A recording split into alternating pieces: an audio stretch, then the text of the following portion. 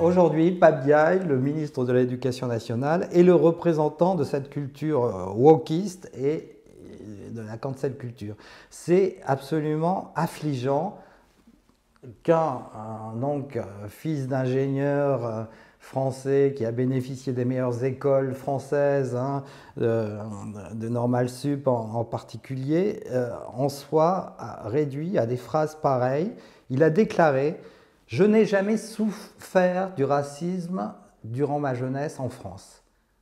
C'est dès qu'il est parti aux États-Unis, étudier dans les années 95-2001, je crois, il est revenu avec ses idées américaines, donc il plaque toute cette culture de l'effacement du wokisme à l'histoire française, alors qu'il est extrêmement cultivé, il sait bien que ce n'est pas notre histoire. Il la plaque sur la société française et il dit qu'aujourd'hui, l'État français est responsable d'un racisme systémique et son rapport sur l'Opéra national de Paris est élogieux. Par exemple, pour lui, dans Casse-Noisette de Tchaïkovski, le terme danse arabe et danse chinoise sont des termes offensants qu'il faut gommer.